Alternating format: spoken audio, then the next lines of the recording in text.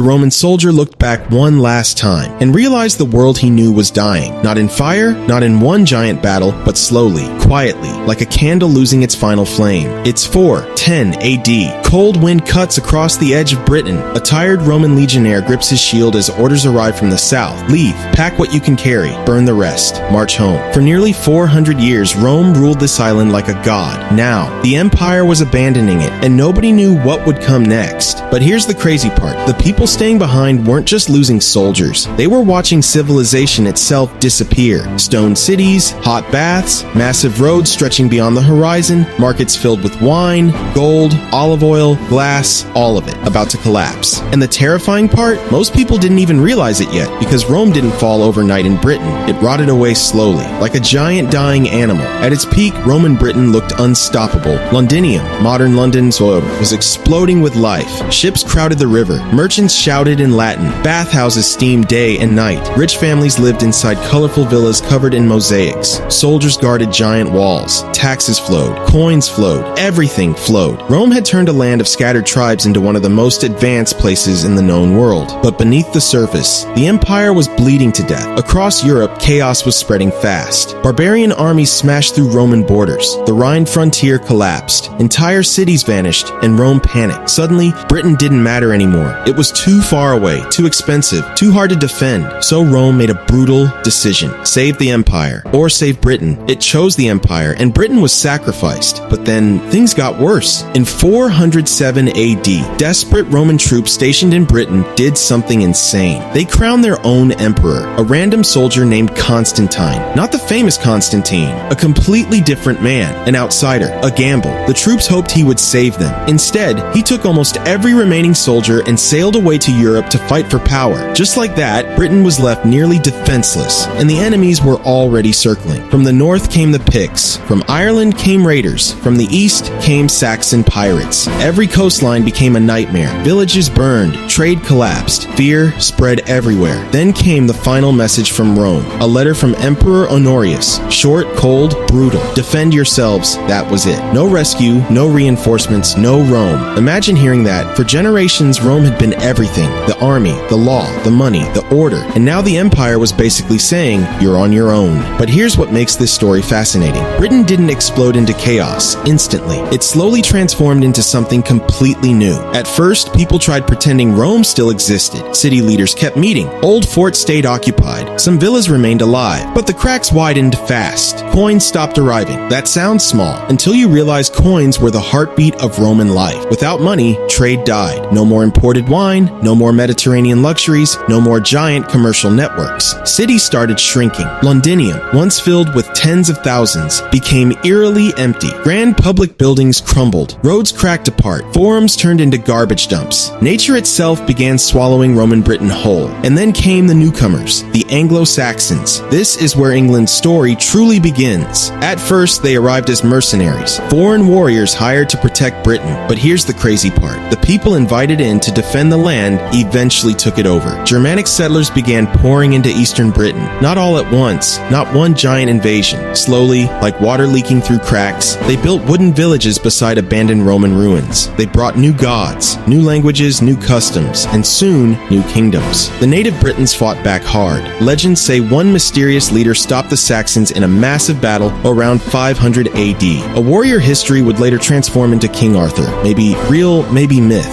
But for a moment, the advance stopped. Then it continued anyway. Over generations, Roman Britain disappeared. Latin faded, Old English spread, Roman towns became Saxon settlements. Even the dead were buried differently now. The island itself was changing identity. And yet, Rome never fully vanished. That's the strange part. Roman roads still crossed the countryside. Christianity survived in hidden pockets. Old ruins became symbols of lost greatness. The world was collapsing, but a new one was secretly being born inside the ruins. And from that chaos came the foundations of England itself, its language, its kingdoms, its identity, what looked like the end of civilizati.